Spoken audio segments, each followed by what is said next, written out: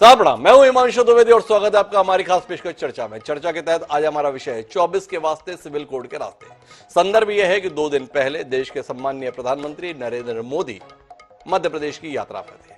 मध्य प्रदेश की यात्रा के तहत उन्हें 2 जगह पे जाना था, एक भोपाल, दूसरा शहडोल। मौसम की मार रही, शहडोल वो जा नहीं पाए, लेकिन भोपाल में वो बरसे। पानी भी जमकर बरसा और मोदी भी जमकर बरसे। कार्यकर्ताओं से मिले, 1 घंटे का कार्यक्रम था, 2 घंटे तक चला। तकरीबन 1 घंटे 20 मिनट नरेंद्र मोदी खुद बोले। 20 मिनट आश्चर्यजनक रूप से उन्होंने अपने कार्यकर्ताओं के साथ भी संवाद किया, उन सवालों के जवाब दिए जिन सवालों के उत्तर कार्यकर्ता ही नहीं बल्कि देश भी जानना चाहता था। और उस बातचीत के दौरान ही उत्तर प्रदेश के एक कार्यकर्ता के द्वारा जब सवाल किया गया तो उसके जवाब में उन्होंने uniform civil code UCC, Hindi में अगर बोलें तो समान नागरिक संहिता के संदर्भ में यह कहा कि अब समय आ गया है और कुल मिलाकर अब समान नागरिक संहिता को देश में लागू करना होगा। उनके द्वारा यह कहा जाना ही अपने आप में एक महत्वपूर्ण घटना बन गया। नरेंद्र मोदी ने न केवल समान नागरिक संहिता के संदर्भ में जरूरत बताई बल्कि साथ में यह भी कहा कि आप ही बताइए, एक घर में एक परिवार में एक सदस्य के लिए अलग कानून, दूसरे सदस्य के अलग कानून अगर हो तो घर कैसे चल सकता है। तो इस देश में भी 140 करोड़ लोगों के संदर्भ में अलग अलग कानून के माध्यम से फैसले होकर देश कैसे मजबूत बन सकता है। तो कुल मिलाकर इस सिद्धांत के तहत उन्होंने समान नागरिक संहिता के संदर्भ में उसे लागू करने की वकालत की और इस संदर्भ में जो पहला कदम उन्होंने उठाया था अर्थात 3 तलाक का खात्मा, उसका भी उल्लेख किया और साथ में यह बताने की चेष्टा की जो लोग 3 तलाक की पैरोकारी कर रहे हैं वो वस्तुतः किसी की भी तरक्की नहीं चाहते हैं। जब भारतीय जनता पार्टी पहले जनसंघ थी तब से उसके नारे हुआ करते थे कि एक देश के अंदर 2 विधान, 2 निशान और 2 प्रधान नहीं चल सकते। तो उसी के अंतर्गत 2 विधान के तहत चाहे वो जम्मू कश्मीर के संदर्भ में माने और चाहे समान नागरिक संहिता के संदर्भ में भारतीय जनता पार्टी और जनसंघ ने हमेशा इस बात की पुरजोर वकालत की कि देश में अलग अलग धर्म के लिए अलग अलग कानून नहीं होना चाहिए और अब उसे अमली जामा पहुंचाने का फैसला कर लिया गया है। देखना यह है कि यह अमली जामा 2022 के अंतर्गत बन जाएगा 23 के अंदर या 2024 में जनादेश ही इस फैसले के आधार पर लिया जाएगा। समझने की कोशिश हमें यह करनी है कि आखिर इस कानून के संदर्भ में लागू होने से देश में क्या कुछ बदल जाएगा, क्यों अन्य दल इसको लेकर कश्मकश की स्थिति में है। मोदी जी ने घोषणा की, अरविंद केजरीवाल ने उसके संदर्भ में सैद्धांतिक समर्थन दे दिया। यहां तक कि उद्धव ठाकरे जो शिवसेना के प्रमुख हैं उन्होंने भी सैद्धांतिक तौर पर इस फैसले के प्रति अपनी सहमति जताई है। कांग्रेस असमंजस में है, हां करे कि ना करे, ना करे तो क्यों करे, हां करे तो क्यों करे। वो कमोबेश यही स्थिति उन तमाम दलों की भी है जिनके संदर्भ में यह आरोप लगता है कि वह तुष्टीकरण की राजनीति करते हैं। मोदी जी ने देश को बताया कि वो तुष्टीकरण की करते हैं, हम संतुष्टीकरण की करते हैं, पर अब यह तुष्टीकरण का है या संतुष्टीकरण का है इतना साफ तौर पर जाहिर हो रहा है कि राम मंदिर जैसे मुद्दे के अलावा धारा 370 की समाप्ति जैसी जीत हासिल करने के बाद अब नरेंद्र मोदी और भारतीय जनता पार्टी समान नागरिक संहिता को हथियार बना चुके हैं। क्या यह हथियार 2024 के चुनाव में 300 पार के नारे तक अमल में लाने में मददगार हो जाएगा, ये सवाल है। इस सवाल का उत्तर खोजने के लिए हमारे साथ 5 खास मेहमान जुड़ रहे हैं, उनसे आपका परिचय कराते हैं और इस बेहद गंभीर विषय पर एक बार फिर गंभीर विमर्श करने की ईमानदार कोशिश करते हैं। लेकिन इस सिलसिले को हम शुरू करें उससे पहले समय है आज के विचार सूत्र का। हमारा विचार सूत्र ये कहता है कि हम लोग संसद और अदालत दोनों के असली मालिक हैं। संविधान को उखाड़ फेंकने के लिए नहीं बल्कि संविधान को विकृत करने वाले लोगों को उखाड़ फेंकने के लिए। अब्राहम लिंकन ने जनता की अहमियत को इन शब्दों के साथ व्यक्त किया था। यह बताया था कि लोकतंत्र में अगर कुछ सर्वोच्च है तो वो जनता है और जनता किसके लिए? उस संविधान के लिए जो लोकतंत्र को मजबूत करने में मददगार होता है। तो देश के संदर्भ में अगर हम बात करें, जिस भारतीय संविधान के संदर्भ में हम बात करें, उस भारतीय संविधान के अंतर्गत नीति निर्देशक तत्वों के माध्यम से यह संकल्पना व्यक्त की गई थी या संकल्प जाहिर किया गया था कि समान नागरिक संहिता को इस देश में लागू किया जाएगा। आजादी के 75 साल हो रहे हैं, संविधान लागू हुए 73 साल हो चुके हैं, पर इसके बावजूद भी समान नागरिक संहिता अभी केवल जुमलों में है। इस देश में 21वां वित्त आयोग अब से 3 साल पहले स्पष्ट तौर पर रायशुमारी के बाद कह चुका है कि अभी समान नागरिक संहिता की कोई जरूरत नहीं है, पर 3 साल के भीतर ही ऐसा लग रहा है कि समान नागरिक संहिता व्यवहार में आने वाली है। इस बात को ध्यान में रखते हैं उसके बाद चर्चा को आगे बढ़ाते हैं। हमारे साथ इस चर्चा का हिस्सा बनने के लिए 5 खास मेहमान हमारे साथ डॉक्टर चिंतामणि मालवीय जी, भारतीय जनता पार्टी के प्रखर सांसद रहे हैं, वर्तमान में मध्य प्रदेश इकाई के उपाध्यक्ष हैं, वह हमारे साथ हैं। हमारे साथ मृणाल पंत जी हैं, भारतीय राष्ट्रीय कांग्रेस का विचारवान चेहरा है, प्रदेश महामंत्री है मध्य प्रदेश इकाई के। रजनीश भास्कर गुप्ता है, प्रवक्ता हैं देश के नवोदित राष्ट्रीय राजनीतिक दल अर्थात आम आदमी पार्टी के। हमारे साथ इस चर्चा को गंभीरता प्रदान करने के लिए अतिकुर रहमान साहब हैं, जो मुस्लिम स्कॉलर हैं। जब भी ऐसे नाजुक विषय होते हैं मदद करने के लिए वो हमारे साथ पैनल पे होते हैं। और इन सब के बीच में खरी खरी कहने के लिए हम सबके बेहद सम्मानीय श्रवण गर्ग जी एक बार फिर साथ में है। आप सभी का स्वागत है। चर्चा की शुरुआत डॉक्टर चिंतामणि मालवीय जी से करेंगे, लेकिन उससे पहले प्रधानमंत्री नरेंद्र मोदी जी का बयान सुनेंगे, जो इस कार्यक्रम की आधार भूमि तैयार करता है। सुनिए क्या कहा प्रधानमंत्री जी ने। हम सिविल कोड के नाम पर ऐसे लोगों को भड़काने का काम हो रहा है। आप मुझे बताइए, एक घर में परिवार के एक सदस्य के लिए एक कानून हो, परिवार के दूसरे सदस्य के लिए दूसरा कानून हो, तो क्या वो घर चल पाएगा? क्या कभी भी चल पाएगा क्या? फिर ऐसी दोहरी व्यवस्था से देश कैसे चल पाएगा? हमें याद रखना है कि भारत के संविधान में भी नागरिकों के समान अधिकार की बात कही गई है। साथियों, ये लोग हम पर आरोप लगाते हैं, लेकिन सच ये है कि यही लोग मुसलमान करते हैं। अगर ये मुसलमानों के सही मायने में हितैषी होते तो अधिकांश परिवार, मेरे मुस्लिम भाई बहन, शिक्षा में पीछे न रहते, रोजगार में पीछे न रहते, मुसीबत की जिंदगी जीने के लिए मजबूत नहीं रहते। और सुप्रीम कोर्ट ने बार बार कहा है, सुप्रीम कोर्ट डंडा मारती है, कह रही है कॉमन सिविल कोड लाओ, लेकिन ये वोट बैंक के भूखे लोग ने इसको पब्लिक डोमेन में डाला। 13 जुलाई लास्ट डेट है, तब तक तो इंतजार करो, बाकी बातें बाद में करेंगे। तो चिंतामणि जी, मैं बड़ी चिंता में पड़ गया हूं भाई। आपको बहुमत तो 2014 में मिल गया था, ये 2023 में ये किन लोगों के लिए आप इतने नाराज हो रहे हैं? ये लोग रोकते हैं, ये लोग रोकते हैं, ये लोग नहीं होने देना चाहते हैं।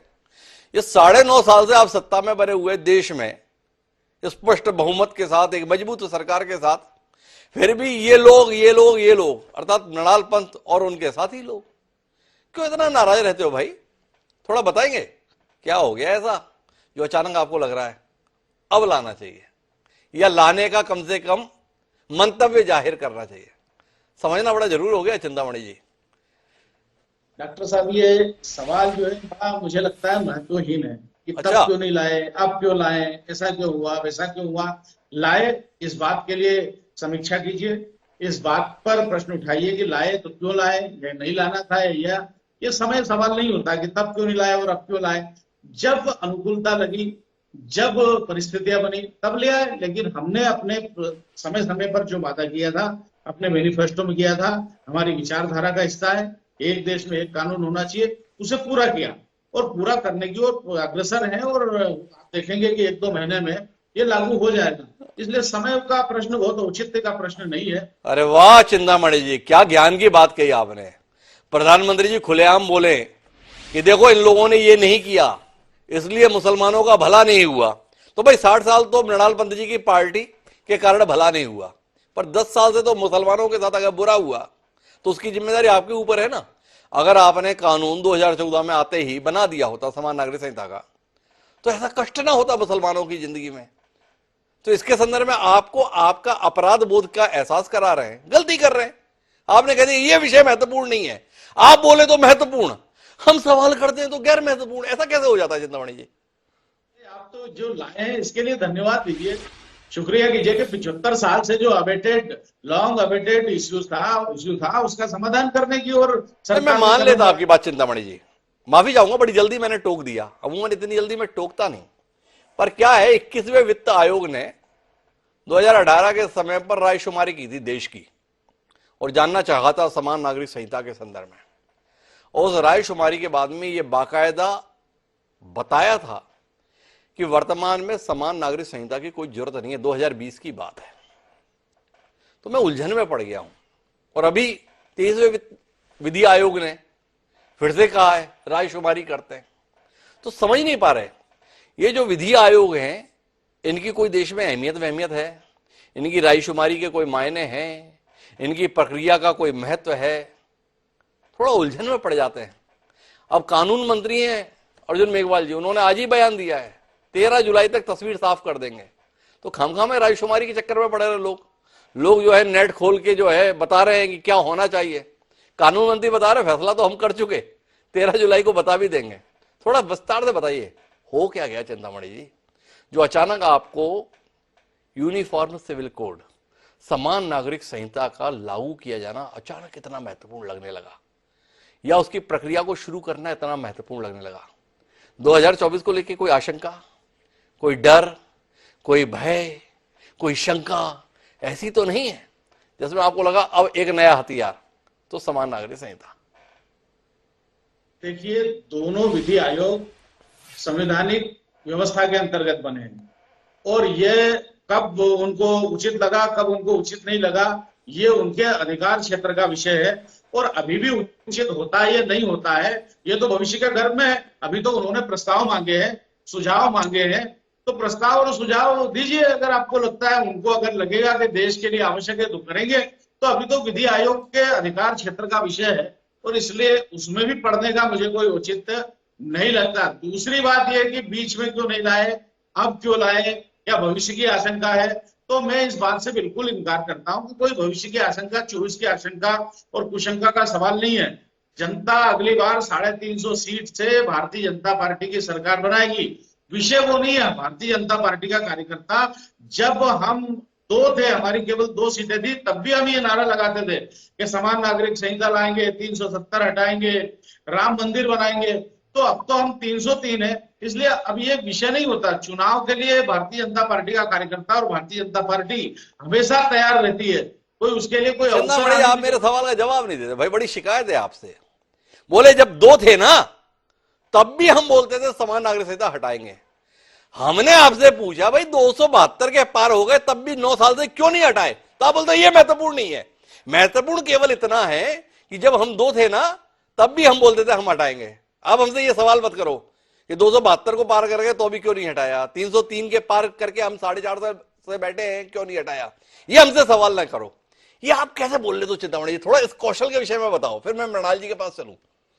ये बहुत तार्किक विषय है, इसमें कोई बहुत दिमाग लगाने की जरूरत नहीं है। अगर हो रहा है तो समीक्षा कीजिए, अच्छा है तो धन्यवाद दीजिए, बुरा है तो आप बताइए कि इसमें क्या बुराई है। लेकिन हो रहा है तो आप धन्यवाद दीजिए और ये तो समय का सवाल बनता ही नहीं। अच्छा, समय को लेकर सवाल मत करो। समय का सवाल केवल मृणाल पंत जी की पार्टी से होना चाहिए। तो मृणाल जी आपके पास आते हैं। देखो भाई ये लोग तो कर रहे हैं, आप क्या कर रहे हैं? आप अभी भी खामोश रह रहे हैं। 2 दिन से पूरे देश के तमाम जिम्मेदार राजनेता इस संदर्भ में टिप्पणियां दे रहे हैं। राहुल गांधी जी क्या कर रहे हैं? हम लोग खोज रहे हैं, कुछ पता नहीं चला। मृणाल जी आपको पता चला क्या कर रहे हैं? और दूसरा मुझे ये भी जानना है, ये 3 तलाक हटाया गया, इसकी पैरवी करने वाले लोग वो कौन लोग हैं? आप खोज पाए क्या? पहले तो 3 तलाक की बात कर लेते हैं। कांग्रेस पार्टी ने 3 तलाक को हटाने के प्रस्ताव का समर्थन किया जी। जो विधेयक संसद में लाया गया था उसमें केवल एक प्रावधान का कांग्रेस पार्टी ने विरोध किया था और प्रावधान ये था कि 3 तलाक के आधार पे जो लोग मुस्लिम महिला को तलाक दे रहे हैं उससे अगर जेल की सजा हो जाएगी तो जेल में रहते हुए वो उस महिला को भरण पोषण के रूप में आर्थिक मदद नहीं कर सकता और आर्थिक मदद तलाकशुदा महिलाओं को दिया जाना बहुत जरूरी है। इस एक प्रावधान का हमने विरोध किया था। इसके अलावा शेष मसौदे का हमने समर्थन किया। तो ये कह लेना कि सरकार कोई अगर ऐसा प्रस्ताव लाती है जो आम जनता के व्यापक हित में है, कांग्रेस पार्टी उसका विरोध करती है, तो ये भारतीय जनता पार्टी लोगों को गुमराह करने का काम करती है। वास्तव में अभी भी प्रधानमंत्री जी ने केवल बयान दिया है जी। यूनिफॉर्म सिविल कोड को लेकर सरकार की ओर से कोई पहल होती हुई दिखाई नहीं देती। अगर केंद्र सरकार इस बारे में गंभीर होती तो ये अलग अलग भाजपा शासित राज्य ही यूसीसी को लेकर कमेटियां क्यों बना रहे हैं? क्यों उत्तराखंड की सरकार ने अपनी एक अलग कमेटी बना दी है? क्यों मध्य प्रदेश की सरकार एक अलग कमेटी बनाने पर विचार कर रही है? गोवा में तो भारतीय जनता पार्टी की सरकार है, वहां एक यूनिफॉर्म सिविल कोड है, क्यों नहीं वही गोवा की यूनिफॉर्म सिविल कोड को ही बाकी जगह लागू कर देते? तो इतना अंतर्द्वंद और इतना भ्रम भारतीय जनता पार्टी में है कि उसे खुद नहीं पता कि यूनिफॉर्म सिविल कोड को लेकर करना क्या है। केवल चुनावी मौके पे, क्योंकि 5 राज्यों के चुनाव हैं, आने वाले समय में वापस केंद्र सरकार का चुनाव है, इसलिए इसको एक चुनावी लाभ का मुद्दा बनाने की कोशिश भारतीय जनता पार्टी शुरू से करती आई है। अभी भी वही प्रक्रिया दिखाई दे। मेरे तो कुछ बहुत स्पष्ट सवाल। पहला सवाल, अगर यूनिफॉर्म सिविल कोड केंद्र सरकार लाना चाहती है तो वो राज्यों को अपनी अपनी कमेटी बनाने का मौका क्यों दे रही है? केंद्र सरकार इस दिशा में निर्णायक प्रयास क्यों नहीं करती? दूसरा, हाल ही में विधि आयोग ने एक दूसरी राय दी थी, नया विधि आयोग प्रस्ताव मांग रहा है। क्या केंद्र सरकार ने अपनी ओर से इस विधेयक को लेकर कोई ड्राफ्ट तैयार किया है? और अगर कोई ड्राफ्ट तैयार किया है तो पब्लिक डोमेन में क्यों नहीं? जब कोई ड्राफ्ट नहीं है तो बिना ड्राफ्ट के कोई भी गंभीर राजनीतिक दल उस पर प्रतिक्रिया कैसे दे सकता है? हमें प्रावधान ही नहीं पता। हमें नहीं पता कि यूनिफॉर्म सिविल कोड देश के आदिवासी समुदाय को किस तरह से प्रभावित करेगा। हमें नहीं पता कि यूनिफॉर्म सिविल कोड देश के जैन समाज को, बौद्ध समाज को किस तरह से प्रभावित करेगा। हमें नहीं पता कि सिखों की कौन कौन सी परंपराएं समाप्त हो जाएंगी, उनको क्या नए अधिकार दिए जाएंगे, उनके कौन से पुराने अधिकार छीन लिए जाएंगे। Bharatiya Janata party uniform civil code को हिंदू मुसलमान का मुद्दा क्यों बना रही है? उससे बड़ा तो हिंदुस्तान में हिंदू समुदाय है जिसके बहुत सारे वर्ग को यूनिफॉर्म सिविल कोड के आने के बाद किस तरह प्रभावित होंगे, ये तो भविष्य के गर्भ में छिपा है। ड्राफ्ट आएगा तो हम अपनी वास्तविक प्रतिक्रिया देंगे अध्ययन करके। नडाल जी, मेरे कुछ सवाल है। एक तो आपने कहा कि वो ड्राफ्ट पब्लिक डोमेन में क्यों नहीं आया। इस देश की लोकतांत्रिक परंपरा से आप तो बहुत अच्छी तरीके से वाकिफ है। कब सरकारें जो है पब्लिक डोमेन में विधेयक लेकर आती है? जब संसद का सत्र चलेगा तो सत्र में विधेयक प्रस्तुत होगा, सांसद जो जनता से चुने हुए हैं वो उस पर बहस करेंगे, विचार विनिमय के आधार पर सदन फैसला लेगा। जैसा फैसला होगा वैसा देश में कानून हो जाएगा। पर आपसे जानने का विषय जो है वो ये है कि क्या आपको डर नहीं लग रहा? आप बार बार गोलबंदी को लेकर भाजपा को कटघरे में खड़ा करते हैं। राम मंदिर वाले मसले पर निर्णायक तौर पर क्रियान्वयन हो गया। धारा 370 के संदर्भ में आप सब डराते रहेगा, लेकिन धारा 370 के प्रावधान जम्मू कश्मीर से हटा दिए गए। अब तीसरा मसला है, जो कुछ भी चल रहा है वो 2024 को लेकर चल रहा है। क्या आपको नहीं लगता है कि 2024 के चुनाव के लिए समान नागरिक संहिता भारतीय जनता पार्टी के लिए ब्रह्मास्त्र बनने जा रहा है? क्या इस ब्रह्मास्त्र को लेकर आपको भय नहीं लग रहा? क्या आपको आशंका नहीं दिख रही? क्या आप शंकित नहीं हो रहे? ये सवाल है नडाल जी, थोड़ा इस पर रोशनी दीजिए ना। देखिए, शंका तो देश के आदिवासी वर्ग में है जो जानना चाहता है कि मान लीजिए भगोरिया जैसी परंपरा से जो शादियां हुआ करती हैं वो समाप्त हो जाएंगी और भगोरिया में शादी करने से क्या दूल्हा दुल्हन को जेल भेज दिया जाएगा? जी। शंका तो उस पिछड़े वर्ग में है जो ग्रामीण क्षेत्रों में नातरा प्रथा करता है और छोटी सी रीति रिवाज से महिलाओं को बड़ा वापस सम्मानजनक जीवन मिल जाता है।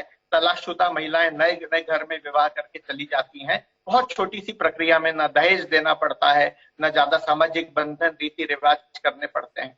क्या नातरा प्रथा समाप्त कर दी जाएगी? क्या आसानी से जो महिलाएं पुनर्विवाह करके सम्मानजनक जीवन जी पाती हैं वो हक उन महिलाओं से छीन लिया जाएगा? अनुसूचित जाति के लोग जानना चाहते हैं कि क्या समान नागरिक संहिता आ जाएगी तो अगड़ों के शमशान घाट में उनके शव जलाने की अनुमति क्या मिल जाएगी? क्या सरकार उस परंपरा को बदलेगी? वो ये भी जानना चाहते हैं कि पूरे देश में इसी भारतीय जनता पार्टी की सरकार के रहते पिछड़े समुदाय के, दलित समुदाय के दूल्हों को घोड़े से उतार दिया जाता है, उनकी बारात पे पत्थरबाजी की जाती है। क्या ये प्रक्रिया समान नागरिक संहिता आने के बाद समाप्त हो जाएगी? क्या उनके लिए अलग बर्तन नहीं रखे जाएंगे? तो सारे सम्मान कानून होने के बाद भी उनको अभी तक नहीं मिले, क्या वो बराबरी का दर्जा उन्हें समान नागरिक संहिता से मिले? तो इस तरह के बहुत सारे विचार हैं। ब्राह्मण वर्ग जानना चाहता है कि क्या समान नागरिक संहिता आने के बाद ये पूजा पद्धति पे, पूजा पाठ करने पे उनका जो एक परंपरागत एक नाम के तौर पे जो अधिकार चला आ रहा है क्या चलता रहेगा या समाप्त हो जाएगा? या हर व्यक्ति आकर ये काम करने लगेगा? हिंदुस्तान में बहुत सारी अलग अलग तरह के वर्ग हैं, अलग अलग तरह के मत हैं। इसलिए समान नागरिक मत संहिता केवल ड्राफ्ट लाने का विषय नहीं है।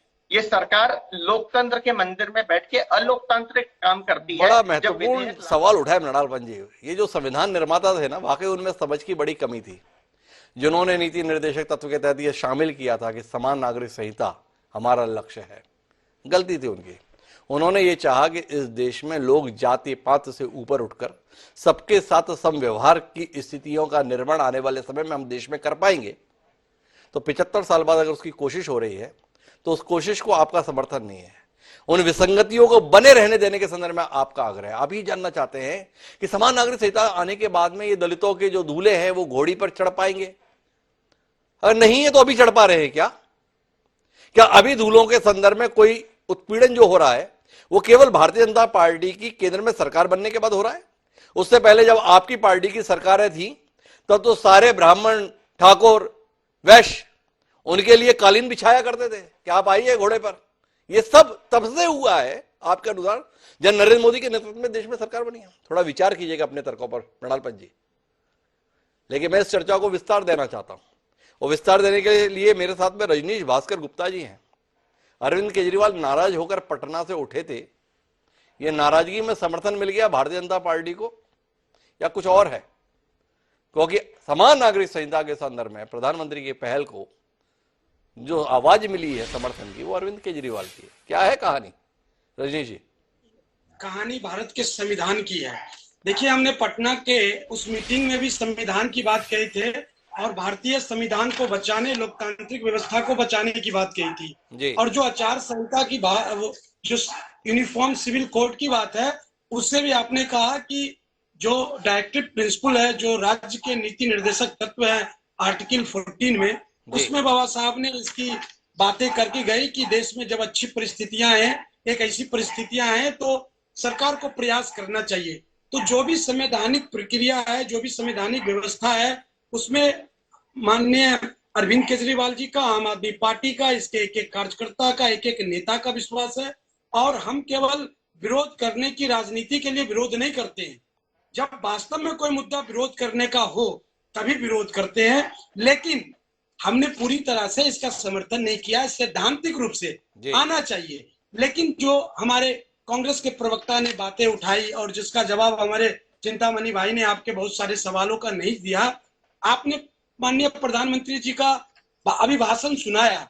उन्होंने क्या कहा कि ऐसे देश कैसे विकास करेगा? मैं एक सवाल पूछना चाहता हूं, क्या आज आप जो है यूनिफॉर्म सिविल कोड ले आइएगा तो क्या इसमें आज के बाद कल से रोजगार, युवाओं को रोजगार मिलना शुरू हो जाएगा? जो देश में इतनी महंगाई बढ़ गई है, क्या महंगाई घट जाएगी? क्या हमारे किसानों की आय दुगनी हो जाएगी? क्या ये जो काला धन का इशू था, सबको 15-15 लाख मिलेगा? जब आप देश की विकास की बात करते हैं तो यूनिफॉर्म सिविल कोड से क्यों जोड़ते हैं? और मुसलमानों के विकास को यूनिफॉर्म सिविल कोड से क्यों जोड़ते हैं? हकीकत यह है कि जो वास्तव में देश में सही मुद्दा होना चाहिए, जो मुद्दा है और जिस पे राजनीति चुनाव के समय जिसमें चर्चाएं होनी चाहिए, उन चर्चाओं से देश के लोगों को, मीडिया को भटकाने के लिए इस तरह की चीजें होती है। और एक बहुत ही महत्वपूर्ण बात मैं शॉर्ट में कहूंगा कि चिंतामणि भाई ने कहा कि हम ले आए, अभी तक ड्राफ्ट तैयार नहीं हुआ है। यूनिफॉर्म सिविल कोड जब आप लाना चाहते हैं, वो एक सिंपल एग्जांपल दे दिया, क्या एक परिवार में 4 लोगों के लिए अलग अलग कानून हो? ये पार्ट 4 में दिया हुआ है। पार्ट 4 की चीजें बाइंडिंग नहीं है, वो कहा गया है सरकार करे। लेकिन जो पार्ट 3 में, जिसको फंडामेंटल राइट कहते हैं, जो बेसिक स्ट्रक्चर है, उसको आप वायलेट नहीं कर सकते। पार्ट 4 के किसी भी लॉ को लागू करने के लिए आप पार्ट 3 में दिए गए प्रावधानों का उल्लंघन नहीं कर सकते हैं। यह संवैधानिक व्यवस्था है। आप पार्ट 3 के आर्टिकल 25 से लेके 30 तक जाइए, जहाँ माइनॉरिटी के लिए बहुत सारी व्यवस्थाएं दी हुई है, रिलीजियस के लिए दी हुई है। तो आप कोई भी यूनिफॉर्म सिविल कोड लाएंगे तो आपको इस बात का ख्याल रखना पड़ेगा कि जो भी देश में माइनॉरिटी है, जो उनका इंस्टीट्यूशन चलता है, जो उनके धार्मिक परंपराएं हैं, उसको मानने की स्वतंत्रता भारत का संविधान देता है। और वो पार्ट 3 का पार्ट होने की वजह से पार्ट 4 के किसी प्रावधान को लागू करने के लिए आप पार्ट 3 के किसी भी प्रावधान का उल्लंघन चाह के भी नहीं कर सकते। तो आप किस प्रकार से देश के जो भिन्न भिन्न समुदाय हैं, धन निरपेक्ष लोग हैं, उनकी जो सामाजिक मान्यताएं, जो धार्मिक मान्यताएं, उनका किस तरह से समावेश। रजनी, एक मेरा सवाल है, जब इतनी सारी उलझन है, संविधान का ही प्रश्न आपने उठा दिया है, तो आपके नेताजी को हड़बड़ाहट क्या पड़ी थी इसका सैद्धांतिक समर्थन करने की? आप यहां पर बता रहे हो कि देखो ये कहा तो गया पर ये बाध्यकारी नहीं है, और बाध्यकारी जो है ना उसके चलते ये संभव नहीं है। जो संभव नहीं है उसके साथ का ऐलान आपने कैसे कर दिया? हिमांशु जी, आपने सब डाले, मैंने ये नहीं कहा संभव नहीं है, संभव सब कुछ है। बिल्कुल यूनिफॉर्म सिविल कोड आने चाहिए देश में, और हमने ये कहा कि इसके जितने भी स्टेक होल्डर हैं, आप तो एक ड्राफ्ट तैयार कीजिए, उस ड्राफ्ट को सभी स्टेक होल्डर के सामने रखिए। और मैं आपने एक बात कही कि ड्राफ्ट बनते हैं वो पार्लियामेंट में पेश होंगे, पब्लिक डोमेन में नहीं, ऐसा नहीं है। इससे पहले भी कई बहुत बड़े मुद्दों पे ड्राफ्ट बने हैं, पब्लिक डोमेन में डाला जाता है पार्लियामेंट में जाने के पहले बिल को, कि उस पे ओपिनियन लिए जाते हैं। आईटी एक्ट को लेके भी ऐसा हुआ था।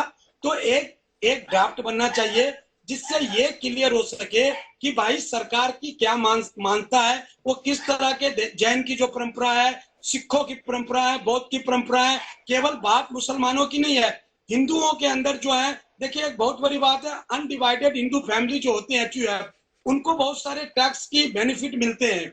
आप एक समान प्रक्रिया लाएंगे तो हिंदू समुदायों के बीच भी बहुत सारी अपनी कुछ नियम्स हैं, आदिवासी जो हैं उनके नियम्स हैं, तो क्या आप किस तरह से समावेश करेंगे? रजनी जी, जो आप उलझन बता रहे हैं ना, मुझे वो संसद का दृश्य याद आ रहा है जिस समय पर जीएसटी लागू किया गया था, डिजिटल की बात कही गई थी। तो बड़े अनुभवी वित्त मंत्री रहे, चिदम्बरम उनका नाम है, पी चिदम्बरम। तो ये पूछ रहे थे, ये आप जो डिजिटल कर रहे हो, ये आप उम्मीद करो एक सब्जी वाला जो है उससे कोड लगा के और भुगतान लेगा और देगा? बड़ा मजाक उड़ाया था, संसद पूरी हंस रही थी उस समय में जब ये बात कही गई थी। पर आजकल बाजार जाता हूं ना, तो छोटे छोटे पानी पूरी और फोन पे से पेमेंट ले रहे हैं। जो सोच नहीं पाते ना, वो भी ये देश कर गुजरता है।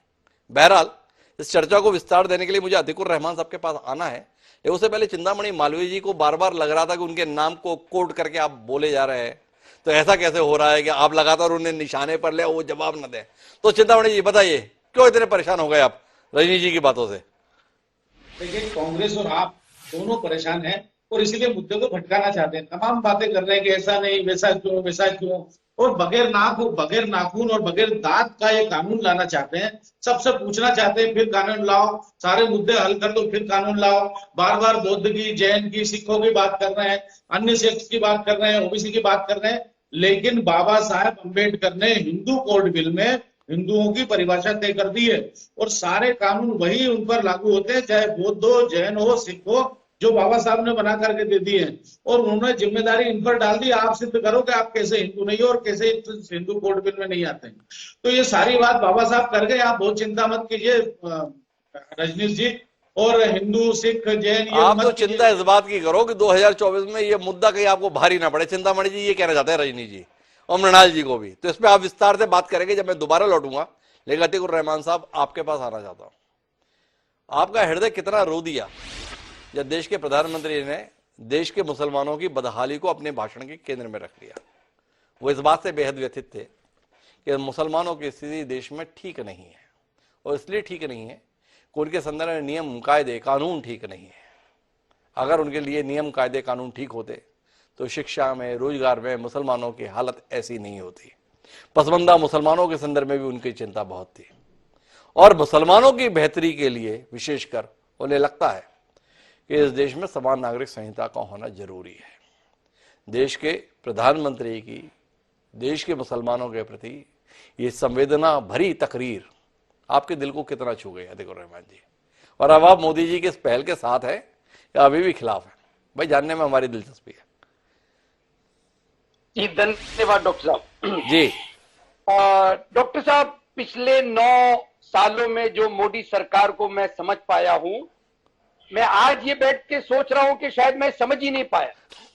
हम यूनिफॉर्म सिविल कोड के ऊपर जिस तरह से कांग्रेस के प्रवक्ता और आपके प्रवक्ता अभी हमको बता रहे थे, हम गोल गोल घूमते रहे, बताते रहे कि भाई आर्टिकल 371 का क्या होगा, नॉर्थ ईस्ट का क्या होगा, ट्राइबल्स का क्या होगा। हम ये बात को समझने में असमर्थ रहे डॉक्टर साहब कि प्रधानमंत्री जी ने जो 2 दिन पहले ये बात कही जी मुसलमानों के संदर्भ में, तो दर हकीकत अगर कोई कॉमन सिविल कोड आने वाला है तो वो सिर्फ और सिर्फ मुसलमानों के लिए ही आने वाला है। क्योंकि हिंदुओं का उत्थान तो हो चुका है, जी। ट्राइबल्स का तो उत्थान प्रधानमंत्री मोदी सरकार कर चुकी है। अब अगर उत्थान किसी का करना बाकी है तो वो मुसलमानों का बाकी है। तो मुझे ये लग रहा है कि अवश्य ये ब्रह्मास्त्र बनेगा 2024 से पहले, और एक ऐसा यूनिफॉर्म सिविल कोड देश के सामने होगा जो 4 शादियां, मुसलमानों से रिलेटेड जितने भी लीगल इश्यूज हैं, लैंड रिफॉर्म्स के, वो सब कुछ आ जाएगा। और जब हम सवाल पूछेंगे कि अरे भाई ये तो आप सिर्फ मुसलमानों के लिए लाए हैं, ट्राइबल्स को कुछ नहीं किया, 371A का नहीं किया, मिजोरम नॉर्थ ईस्ट के लिए नहीं किया, कुछ नहीं किया, बोले वो तो सब पहले से ठीक है। अगर दुर्व्यवहार कहीं पर हो रहा था महिलाओं का तो वो सिर्फ मुसलमानों में हो रहा था बीजेपी और मोदी सरकार के अनुसार। अगर कोई प्रताड़ित है महिला तो वो सिर्फ मुस्लिम महिला है, और अगर उत्थान होना है तो सिर्फ पसमानदा मुसलमानों का होना है। तो मैं ये समझ पा रहा हूं कि 9 साल में हमने सारी अपनी एनर्जी वेस्ट कर दी। अब आके प्रधानमंत्री ने हमको समझाया है कि अगर कोई चीज है तो सिर्फ और सिर्फ उसका केंद्र बिंदु है सिर्फ मुसलमानों की तरक्की, जो कि यूसीसी से आएगी। तो अब यूसीसी से आएगी तो आप इसके स्वागत के लिए कालीन बिछाने के लिए तैयार है कि नहीं है आतिकुर रहमान साहब, या कांटे बिछाने की तैयारी करेंगे? ये भी तो बड़ा महत्वपूर्ण सवाल है ना। जब आपको समझ में आ गया आपके अनुसार, यार 9.5 साल बाद मेरी समझ में आ गया, तो उसके बाद करेंगे क्या? अब बताइए डॉक्टर साहब, जो 9 साल में हम चीज को समझ नहीं पाए वो अब 9 दिन में कैसे समझ लेंगे जी। अब तो रणनीति तैयार करनी पड़ेगी कि भाई कौन सा पासा फेंका जा रहा है, कौन सी गुगली फेंकी जाएगी मुसलमानों के सामने। इस ब्रह्मास्त्र को क्या कहते हैं, नेगेटिव करने के लिए या इससे बचने के लिए क्या करेगा मुसलमान जी। और वो मुसलमानों की बात हो रही है डॉक्टर साहब, एक बहुत अहम मुद्दा है जी। उन मुसलमानों की बात हो रही है जिसके लिए पहले ही रणनीति तैयार हो चुकी है कि पहले CAA और बाद में NRC। तो जब मुसलमान देश में रहेगा ही नहीं, सबके सब डिटेंशन सेंटर में होंगे, तो क्या लागू होगा भाई? कौन सा यूसीसी लागू होगा मुसलमानों पर? सब तो डिटेंशन सेंटर में पड़े होंगे चिंतामणि जी। अच्छा एक बात बताइए, ये बार-बार पसबंदा पसबंदा पसबंदा शब्द का बड़ा इस्तेमाल होने लगा है, ये है क्या पसबंदा आतिकुर रहमान साहब? जरा आप भी तो समझाएं। ये आपके बीच में ऐसी कौन सी एक विशेष प्रजाति है जिसके उत्थान को लेकर इतनी चिंता सार्वजनिक रूप से व्यक्त होने लगी है? थोड़ा इस पर भी तो रोशनी दीजिए ना हम लोगों को। जी, मोदी सरकार ने हमेशा से कोशिश करके जो दुखती रग है मुसलमानों की, उस पर हाथ रखने की कोशिश की है। और ये भी एक, चाहे किसी को अच्छा लगे या ना लगे डॉक्टर साहब, ये मुसलमानों की दुखती रग है। ये पसमानदा मुसलमान वो हैं जिसमें इस्लाम में छुआछूत या कास्ट सिस्टम ना होने के बावजूद ऊंची जो पैसे वाले मुसलमान हैं, जो सैयद मुसलमान हैं, जो अपने आप को ऊंचे दर्जे का मुसलमान मानते हैं, उन्होंने अपने हाथ से काम करने वाले बुनकरों को, बागवानों को, कसाईयों को अपने अपने लेवल का ना समझा, उनसे छुआछूत की, उनके घरों में अपनी लड़कियों को देना पसंद नहीं किया, उनसे राब्ता कायम करने की कोशिश नहीं की, और वो पिछड़े रह गए, क्योंकि मैं समझता हूं हर समाज में रहते हैं। अब ये दुखती रग के ऊपर हाथ रख के मोदी सरकार ने, जिस तरह आपने देखा होगा, यूपी में निकाय चुनाव में सबको टिकट दे दिया, जितवा दिया, मेयर बना दिए, सत्ता हासिल करना थी, इसीलिए उनको याद आया पसमानदा मुसलमानों। तो ये मुसलमानों को अपने अंदर झांकना चाहिए, जो छुआछूत है, जो एक बात बताइए आतिकुर रहमान साहब, आप स्वयं मान रहे हैं कि हाँ आपके बीच में एक बड़ा वर्ग ऐसा है जो सामाजिक उपेक्षा का शिकार है, जिसको आर्थिक हालातों के मद्देनजर या उनके कामकाज के मद्देनजर दोयम दर्जे का मान लिया गया। अब देश में मौजूद सरकार उनके उत्थान के लिए काम कर रही है, तो आपको लग रहा है कि ये ठीक नहीं हो रहा है, ये हमारी दुखती रग पर हाथ रख रहे हैं, तो सरकार क्या करे? इनको उनके हाल पे छोड़ दे। उनके उत्थान के संदर्भ में, उनकी वरीयता देने के संदर्भ में, उनको मुख्य धारा में लाने के लिए अगर कोशिश कर रहे हैं तो वो भी आपको रास नहीं आ रहा, तो क्या चाहते हैं आप मोदी सरकार से? उनके संदर्भ में ध्यान देना छोड़ दे? ना डॉक्टर साहब ना, इसका जवाब एक बहुत बड़ी कॉन्फ्रेंस हुई थी पसमानदा मुसलमानों की, हमारे मुंबई में अंजुमन इस्लाम जो हिस्टोरिक इंस्टीट्यूट है, उसमें उनकी तमाम पसमानदा मुसलमानों की कॉन्फ्रेंस हुई थी। पूरे दिन वो कॉन्फ्रेंस चली थी और अल्टीमेटली उन्होंने एक रेजोल्यूशन पास करके मोदी सरकार को दिया था कि हम पसमानदा मुसलमानों को स्नेह चाहिए, सम्मान चाहिए, स्नेह नहीं चाहिए, स्नेह नहीं सम्मान।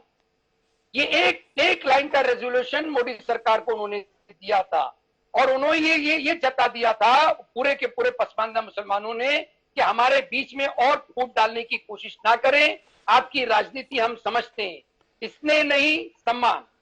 इसने नहीं सम्मान चाहिए। अरे सम्मान क्या, यहां तो स्थान भी दिया जा रहा है भाई, ऐसा मोदी जी बता रहे हैं। तो अब मैं आता हूं श्रवण जी आपके पास, देश कल्याण के वास्ते या 24 के वास्ते, सवाल बड़ा महत्वपूर्ण हो गया।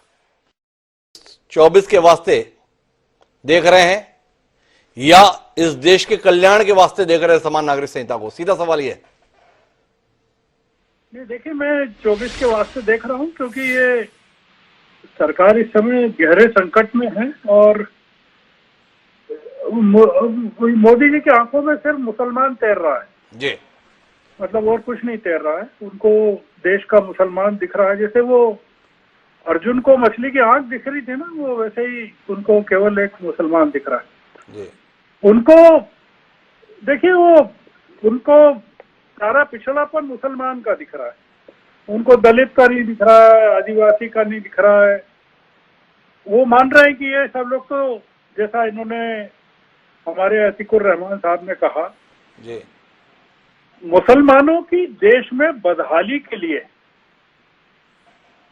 उनकी दुर्दशा के लिए, उनकी लिंचिंग के लिए, सरेआम लिंचिंग के लिए अगर कोई जिम्मेदार है 2002 से लगा के 2024 तक 23 तक, तो केवल एक पार्टी जिम्मेदार है और वो उसका नेतृत्व श्री मोदी करते हैं। तो ये जो कर रहे हैं ना, ये भोपाल में जो उन्होंने कहा जी, देखिए हिमांशु जी, मोदी जी क्या चाहते हैं? वो ये चाहते हैं कि यूसीसी का सिर्फ विरोध हो जाए खूब, बस जी। उनको कॉमन सिविल कोड लाना नहीं है। आप क्या मान रहे हैं कि कॉमन सिविल कोड लाना चाहते हैं? आपने खुद ने कहा 9 साल से क्या कर रहे थे, उनको लाना ही नहीं है। वो तो इसका इस्तेमाल एक हथियार के तौर पर करना चाहते हैं कि हम लाएंगे, आप विरोध करो। उन्होंने देखिए 2 चीजें क्या है, सुप्रीम कोर्ट ने नहीं कहा है कि लेके आइए जी, सुप्रीम कोर्ट ने तो कहा भाई आप ड्राफ्ट पेश करो, संविधान में नहीं लिखा गया है जी। मैं ये हमारे बाबा साहब अम्बेडकर जो बैठे हैं, चिंतामणि जी, इन्होंने जो कहा है जी, मैं बाबा साहब अम्बेडकर ने क्या कहा वो बता देता हूँ जी। अम्बेडकर ने कहा कि भविष्य की संसद, द पार्लियामेंट ऑफ फ्यूचर, मैं हिंदी सुना रहा हूँ जी, अंग्रेजी में है विल मेक प्रोविजन वगैरह, वो नहीं, हिंदी जी। भविष्य की संसद यूसीसी को, कॉमन सिविल कोड को, यूनिफॉर्म सिविल कोड को स्वेच्छा के आधार पर लागू करने के प्रावधान बना सकती है जी। उन्होंने नहीं कहा बनाना है, बनेगा नहीं बनेगा, कुछ नहीं कहा जी। के मुंशी कन्हैयालाल माणिकलाल मुंशी जो भारतीय विद्या भवन के संस्थापक थे, उन्होंने कहा यूनिफॉर्म सिविल कोड सबसे ज्यादा हिंदुओं को प्रभावित करेगा, मेजॉरिटी को प्रभावित करेगा। क्यों करेगा? Hindu marriage act, Hindu succession act, Hindu minority act, Hindu guardianship act, Hindu adoptation and maintenance act और Hindu disposition of property act. जी। ये जो देश है आप बनाइए ना। आप देखिए, मैं अपनी बात ये कहना चाहता हूं कि मैं पक्ष में हूं जी। यूनिफॉर्म सिविल कोड के, बना दीजिए आप और बना के दिखा दें, और चिंतामणि जी के साथ अगली बैठक में, अपन अगली डिबेट में वो जो बन जाएगा उस पर बात करेंगे।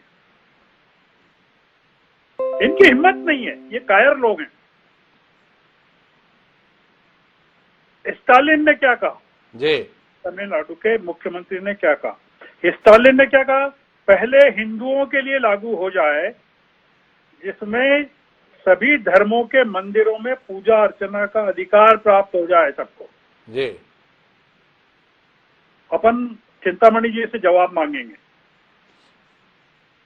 देश की महामहिम राष्ट्रपति दिल्ली के जगन्नाथ मंदिर में गई। जी। ये वीडियो हैं पूरे के पूरे। जी। ये सुनी सुनाई नहीं, और वहां के पुजारी की बातचीत भी है।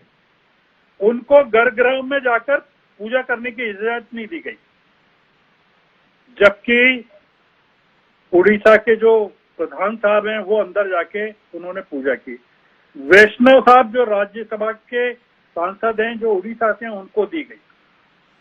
और जो तर्क है पुजारी का वो ये कि भाई हम जिसको उचित समझेंगे, मतलब उनका ये कहना है जात पात के आधार पर उसको हम लेके आए।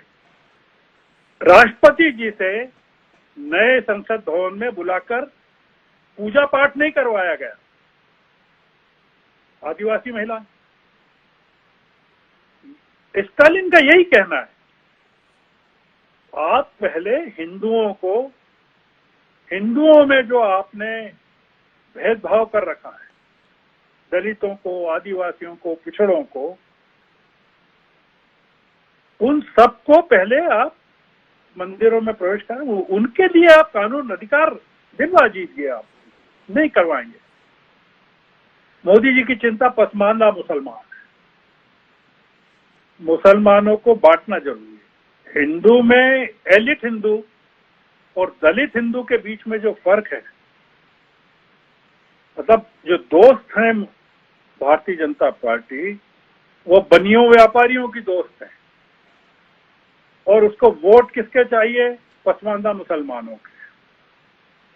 ये जो दिक्कत है कि संविधान सभा में इस पर खूब बातें हुई है, और ये बातें ये हुई है कि इसको इसीलिए फंडामेंटल राइट में, जो इन्होंने कहा आपके प्रवक्ता ने जी, कि इसको नीति निर्देशक सिद्धांतों में, तत्वों में इसलिए रखा गया, फंडामेंटल राइट में नहीं रखा गया। और ये ठीक कह रहे हैं कि आपको, अगर आप उसमें उसको लागू करना चाहते हैं तो आपको फंडामेंटल राइट को चेंज करना पड़ेगा, और कोर्ट को फंडामेंटल राइट को टच करने का अधिकार नहीं है। मतलब बुनियादी जो ढांचा है जी, उसको अदालतें भी टच नहीं कर सकती और संविधान भी टच नहीं कर सकती।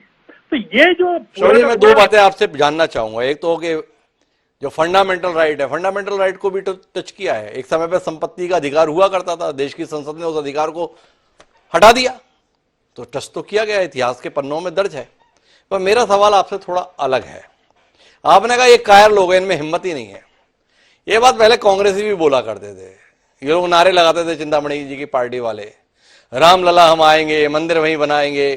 फिर कांग्रेसी जोड़ देते थे, लेकिन तारीख नहीं बताएंगे। पर भाई इन्होंने तो तारीख तो क्या, उस मंदिर का निर्माण भी करके दिखा दिया, और लोकार्पण की तारीख भी बता दी है, 2024 है, आपकी जानकारी में है। अब ये आ गए हैं समान नागरिक संहिता के संदर्भ में। आपसे बुनियादी बात है, चाहे चुनाव के लिए हो, चाहे पार्टी के संदर्भ में हो, कुल मिलाकर श्रवण गर्ग जैसा विचारक इस देश में समान नागरिक संहिता को लागू होने की हिमायत करते हैं या उसकी मुखालफत करते हैं? सवाल इस बात का है। क्या आप ये सवाल करके इस बात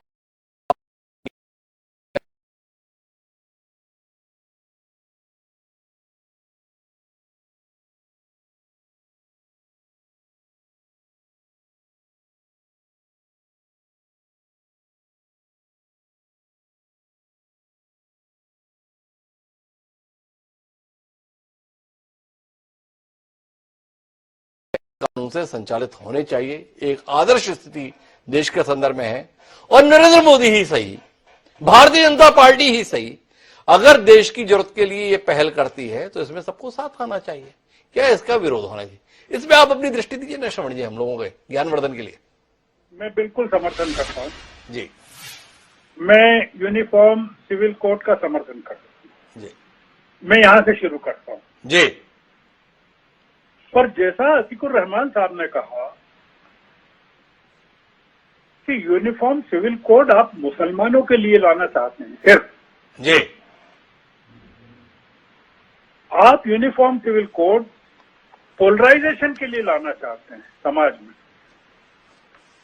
आप यूनिफॉर्म सिविल कोड पसमानदा और एलिट जो मुसलमान हैं उनको डिवाइड करने के लिए लाना चाहते हैं। आप वोटों की राजनीति के लिए लाना चाहते हैं। आप पिछले 9 सालों में नहीं ला पाए, अब उसकी बात करना चाहते हैं। आपने बहुत अच्छा काम किया, आप एबॉलिश तो कर सकते हैं जी। आपने जम्मू कश्मीर में एक कॉन्स्टिट्यूशन अलग था, उसको एबॉलिश कर दिया।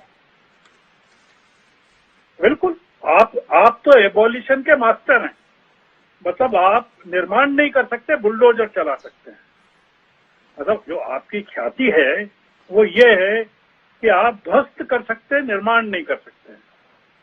तो ये जो स्थिति है, आप ले आइए ना, हम कहाँ आप तो चाहते हैं हम की नीयत पर ले, आप चाहते हैं कि हम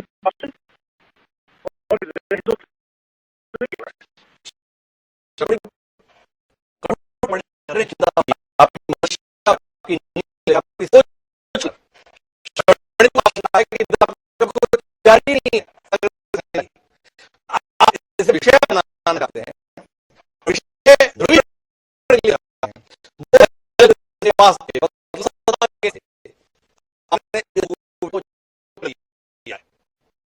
एक बार मुसलमान के बीच में विभाजित जाए और एक बार फिर आप बहुमत सत्ता में आ जाए, ये आशंका है जी की, आक्षेप है। क्या कहते हैं आप? अतीकुर रहमान साहब भी इसी के साथ खड़े हैं। मृणाल जी और रजनीश जी को भी आपकी मंशा पर संदेह दिखाई दे रहा है। जी चिंतामणि जी, आपका संक्षेप मिले, फिर मुझे मृणाल जी और रजनीश दोनों की टिप्पणी लेनी है। खराब नीयत से ही सही, लेकिन समर्थन तो करना पड़ा आदरणीय श्रवण जी को। लेकिन उन्हें, मुझे खेद है कि उन्हें निराश होना पड़ेगा इस बार। और भारतीय जनता पार्टी किसी भी सूरत में इस बार यूसीसी बनाएगी, यूसीसी आएगा, ये देश में एक कानून चलेगा। और इतने समय तक जो चिंतामणि जी थोड़ा स्पष्ट कर दें, ये इस बार का मतलब क्या है? मतलब 2023 को लेकर आप ये कह रहे हैं या 2024 की जीत के बाद आएगा, इसके संदर्भ में कह रहे हैं? थोड़ा स्पष्ट होना चाहिए ना, हमें स्पष्टता रहे। श्रवण जी और हम जब बैठे तो आपकी सनद रहेगी बात। इस बार का मतलब क्या है? देखिए, मैं निर्णय करता तो नहीं हूं, लेकिन मैं जितना अपनी पार्टी और अपने नेतृत्व को जानता हूं, इसी सत्र में यूसीसी आएगा और यूसीसी पास होगा। और आप देखेंगे कि बाकी पार्टियों को भी शर्मिंदगी के साथ ही सही, दबे छुपे ही सही समर्थन करना पड़ेगा, क्योंकि ये देश की मांग है और देश इन सबको देख रहा है कि कौन किस तरह की बात करता है। लेकिन देश की जो भावना है वो एकता की है, और वो एकता संवैधानिक माध्यमों से भी आ सकती है, संवैधानिक माध्यमों से आएगी। और जो दादागिरी मुस्लिम तुष्टीकरण के नाम पर मुसलमानों की भी आज तक चली है, वो भी अब बंद होगी। ये देश अब धार्मिक आधार पर कानून, धर्म और कानून को नहीं मिलाना चाहता। धर्म और कानून ये दोनों अलग अलग चीजें हैं। ये आधुनिक समाज है, धर्म कानून को नियंत्रित नहीं कर सकता, और ये अब नहीं होगा। नई आवश्यकताओं के साथ नए कानून होंगे। 1400 साल की पुरानी आदिम व्यवस्था, प्रिमिटिव व्यवस्था अब नहीं चलेगी। ये देश, ये मतलब आपका जो संदेश है ये केवल इस्लाम के लिए है, या ये आपका हिंदू धर्म या आपके अनुसार सनातन धर्म के लिए भी है?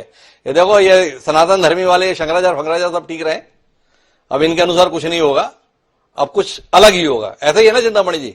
नहीं तो खामखा में मौलवी मौलाना ही डर के रहे, जैसा कि अतीकुर रहमान कह रहे हैं कि भैया ये जो कुछ भी आ रहा है वो केवल मुसलमानों के लिए आ रहा है। साफ है ना आपकी बात? ये हिंदू कानून नहीं है, ये भारतीय कानून है जी, इंडियन पेनल कोड है, ये हिंदू कानून नहीं है जी। तो ये जो आज की आवश्यकताओं के अनुसार हमारे आज की आवश्यकताओं के अनुसार होगा। लेकिन चिंतामणि जी जिम्मेदार व्यक्ति हैं, भारतीय जनता पार्टी की मध्य प्रदेश इकाई के उपाध्यक्ष हैं, बड़ी संभावना भी है भाई आने वाले समय के लिए। बोल रहे इसी सत्र में लाया भी जाएगा, लागू भी होगा। सनद रहे कार्यक्रम के अंतर्गत हम फिर जोड़ेंगे चिंतामणि जी को, लेकिन हमें आना है मृणाल पंत जी के पास, वो हस्तक्षेप करने जा रहे हैं। जी मृणाल जी, आपकी आखिरी टिप्पणी इस कार्यक्रम के लिए। देखिए, पहली बात तो कि आपने राम मंदिर का उल्लेख किया।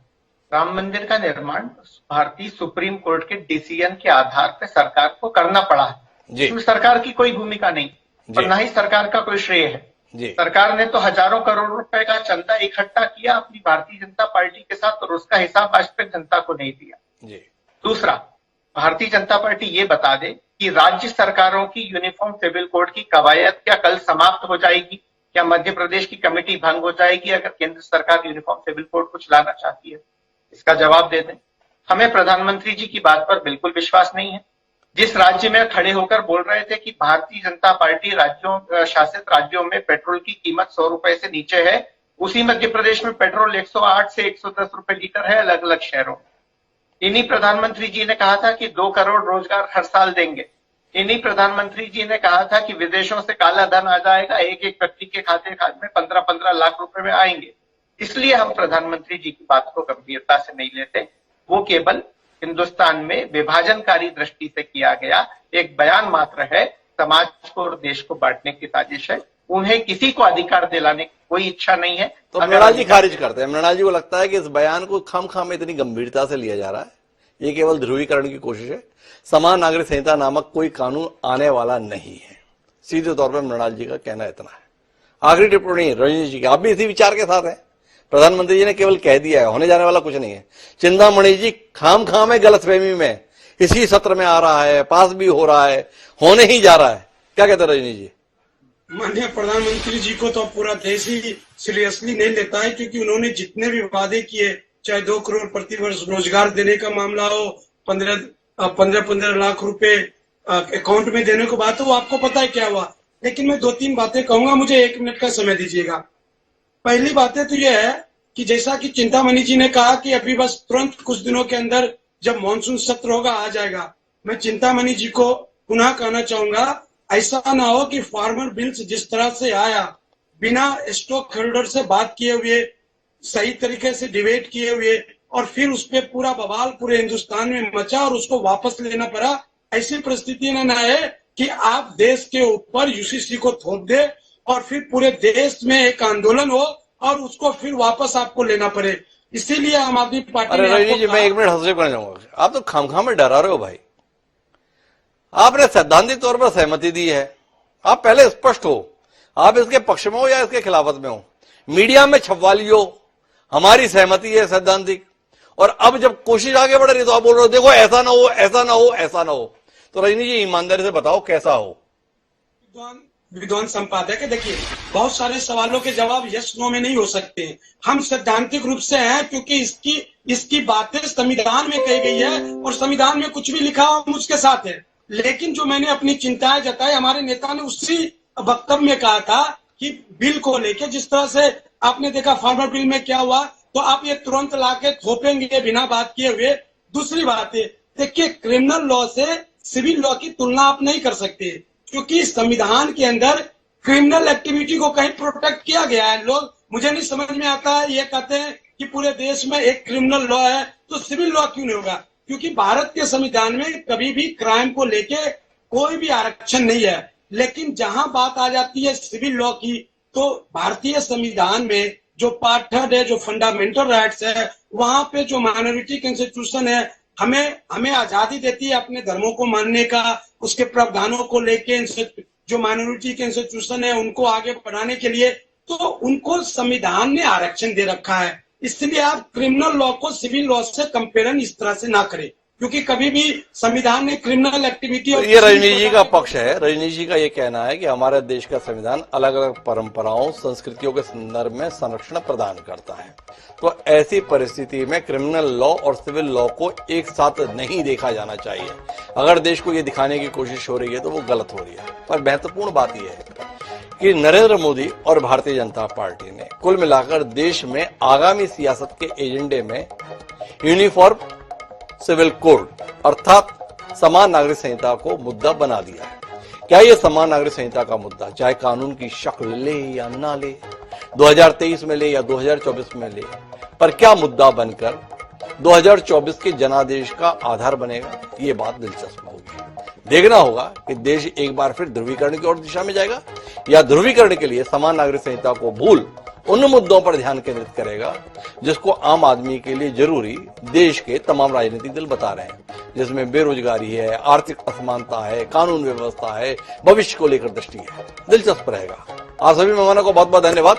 थोड़े समय की सीमितता रही इसलिए मैं श्रवण जी और अतिकुर रहमान साहब से दूसरे चरण में विस्तार से बात नहीं कर पाया, लेकिन ये मुद्दा इतनी जल्दी खत्म होने वाला नहीं है। अतीकुर रहमान साहब और श्रवण जी को, इस उम्मीद के साथ कि अगली बार फिर विस्तार से बात करेंगे। चाहेंगे इजाजत। आप सभी मेहमानों का बहुत बहुत धन्यवाद। समय है अब आज के शेर का। तो हमारा आज का शेर कहता है, ये और बात कि आंधी हमारे बस में नहीं, ये और बात कि आंधी हमारे बस में नहीं, मगर चिराग जलाना तो इख्तियार में है। अजहर इनायती ने जो ये बात कही है, ये बात दरअसल समान नागरिक संहिता के संदर्भ में खरी उतरती है। एक देश के नागरिक एक व्यवस्था के तहत नियंत्रित हो, संचालित हो, ये एक आदर्श स्थिति है। पर वो आदर्श स्थिति में एक वर्ग दूसरे वर्ग पर शासित न हो जाए, ये चिंता की जानी चाहिए। कुल मिलाकर समान नागरिक संहिता की पहल का स्वागत होना चाहिए। इसका स्वरूप, इसके प्रावधान को लेकर विस्तार से चर्चा होनी चाहिए और कुल मिलाकर जिसके प्रति बहुमत हो वो व्यवस्था कायम होनी चाहिए। एकमत होने के संदर्भ में एक देश के अंदर जो 140 करोड़ का है, वहां पर हम माने कि 140 के 140 करोड़ एक राय हो, तो ये कुल मिलाकर कल्पना हो सकती है। इसलिए कुल मिलाकर बहुमत जिस और उस फैसले का सम्मान होना चाहिए। इस बात के साथ आप मुझे दीजिए इजाजत। कल फिर मिलेंगे नए विषय के साथ। तब तक के लिए सलाम।